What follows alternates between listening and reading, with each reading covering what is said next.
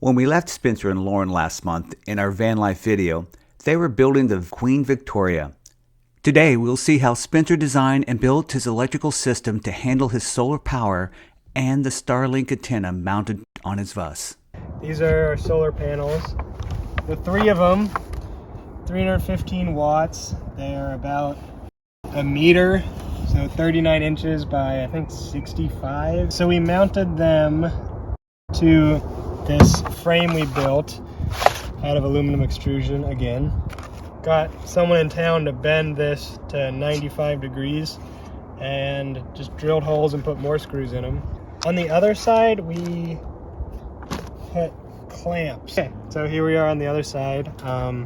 Like I said, we're attached with just latches here. So that way we can hopefully service them if we need to. We don't want to, but we might have to. So that's just what holds them. We bolted this half aluminum extrusion strip to the panels themselves, and then the latch to the main frame here. Each of these panels comes with these wires for positive and negative, and you can buy these solar connectors. You just wire them up and they just click together. They're pretty easy. And when you're wiring these, you can do what I did with the batteries, which is combine their voltage, but we didn't really have to or want to with these, so we just kept them all in parallel. Ran the wires all the way over to right there. There it is. It's a little thing you put on the roof to protect it from water, and you can twist those little knobs and they suck right up to the wire to make it waterproof. A lot of people with their van run it's common to see 100 to 400 watts, and we have a little over 900. But this isn't exactly a van, it's more of a bus. So we have the real estate, and we want to run like a washer dryer and an AC at times, hopefully. So kind of thought if we have the space, we're not doing anything else with the roof, so slapped them on there. This is a rough overview of our power schematic. So we have three 315 watt solar panels, and they deliver power at 35 volts, and so that comes into the charge controller. And we have a 24 volt system, so we don't want 35 volts going into a 24 volt system. So we go right into the charge controller, which makes sure we don't overjuice our batteries by delivering at 24 volts. So it'll go from the charge controller to our batteries, and then the batteries feed everything else. We have 6 150 amp hour lead acid batteries, which we wired both in parallel and in series. So we really have 3 150 amp hour batteries at 24 volts.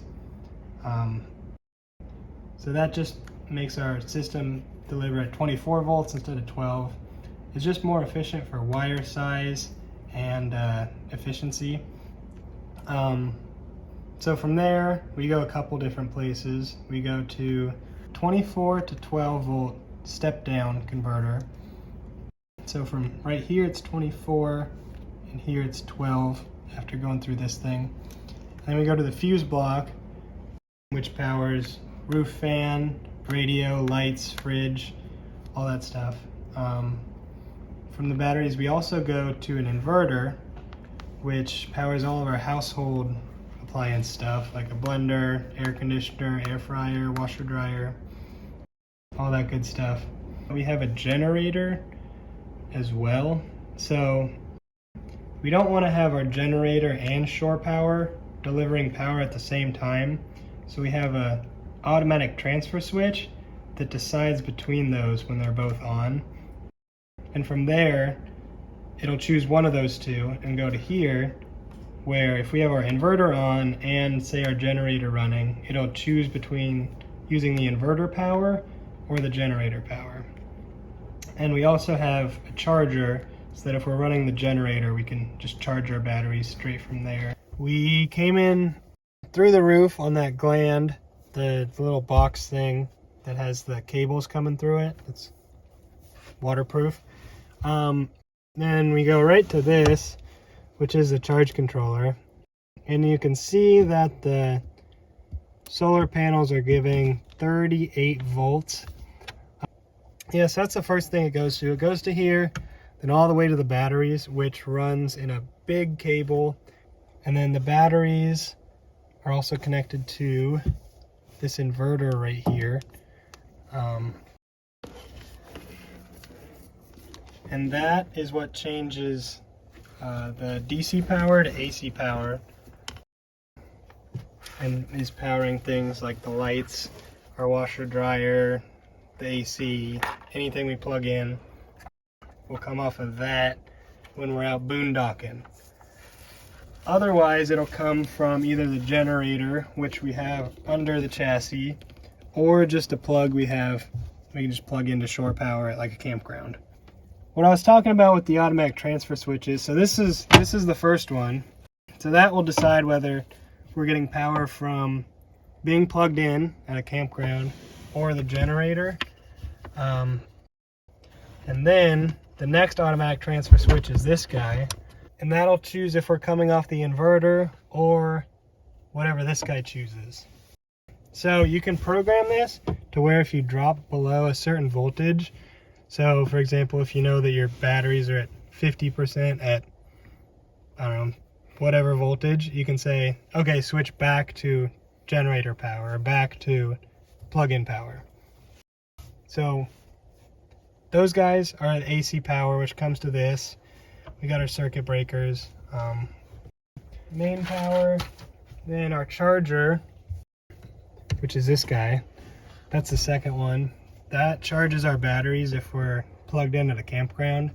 So we don't have to charge them with solar. We can just either run the generator or plug in at a campground, charge them with that bad boy. The third one, the driver side outlets. So that's what this guy is. We have some driver side outlets and some passenger side outlets. The next one is passenger outlets, and then the washer dryer has its own outlet, and then the next one is just the lights. Our overhead lights are powered with 110. Everything else is the 12 volt. It gets to the 12 volts from our little 24 to 12 step down converter. So remember, our batteries are at 12 volt. Come into this changes it to 12 volt. We go to the fuse block and then to our appliances. Spencer bought a Starlink antenna and service for his mobile work and installed it on his bus. So we bought the pipe adapter and welded on. My dad welded on a pipe. We just connected it to our deck. So